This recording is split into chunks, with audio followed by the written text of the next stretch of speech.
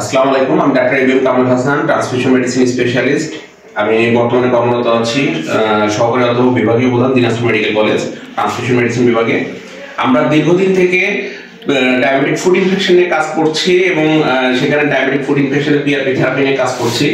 আমরা টাঙ্গাইল, সিরাজগঞ্জ এবং দিনাজপুরে বিভিন্ন জায়গাতে এই পিআরপি থেরাপি নিয়ে কাজ করছি ফুড ইনফেকশনে, এবং আমাদের এই 3 জায়গাতে আমরা প্রায় ধরতে গেলে 1000-এর উপরে পেশেন্টকে আমরা এখন সার্ভিস দিতে পেরেছি এবং আলহামদুলিল্লাহ আমাদের সাকসেস রেট অনেক ভালো। এবং পিআরপি থেরাপিতে যে ডায়াবেটিক ফুড ইনফেকশন ভালো কাজ করে আমরা এটা বারবার প্রমাণ পাচ্ছি। আজকেও আমাদের এখানে একজন পেশেন্ট আছে, তারিকুল ইসলাম। ওনার বয়স 45 ইয়ার্স এবং ওনার বাসা সিরাজগঞ্জে। উনি এখানে একটা জায়গায় জব করেন।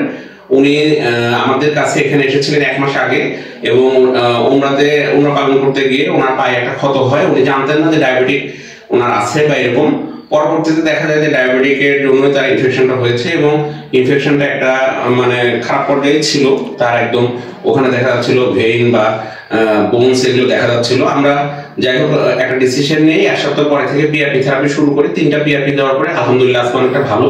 ওনাকে আমরা আজকে রিলিফ দিচ্ছি যে উনি এখন জাস্ট নর্মাল লাইফ লিড করবে, হয়তো আমাদেরকে একটু ফলো আপ দিবে। ওনার সাথে আমরা পরিচয় হই এবং আপনার সমস্যাগুলো একটু বলেন। আসসালামু আলাইকুম, আমি তারিকুল ইসলাম। আমি একজন টেক্সটাইল ইঞ্জিনিয়ার।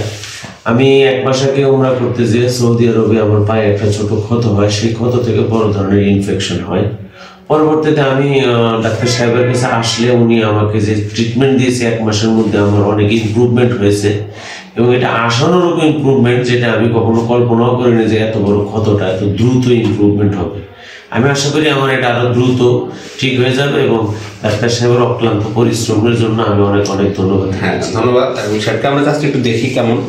তার এই জায়গাটা কিন্তু একদম ডিপ ছিল। আমরা প্রথমে দেখবো আর কি ছবিটা, আর এখন আলহামদুলিল্লাহ পুরোটা ফুলফিল হয়ে গেছে। এটা ডায়াবেটিক ফুড ইনফেকশনে পিআরপি থেরাপি একটা ড্রামাটিক রেসপন্স। আমরা কিন্তু দীর্ঘ 4.5 বছর সিরাজগঞ্জে কাজ করছি এবং ডায়াবেটিক ফুড ইনফেকশন নিয়ে, এবং রেগুলার ছুটির দিনগুলোতে আমি প্র্যাকটিস করে থাকি diabetic food care and PRP centre, diagnostic and hospital, সিরাজগঞ্জে।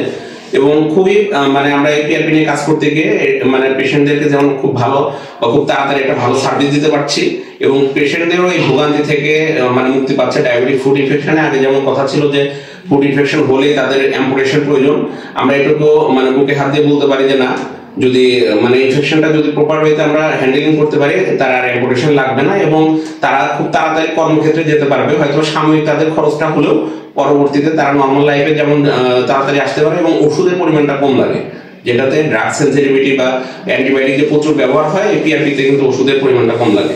যাই হোক, আজকের মতো এখানে ভালো থাকবেন। আসসালামু আলাইকুম।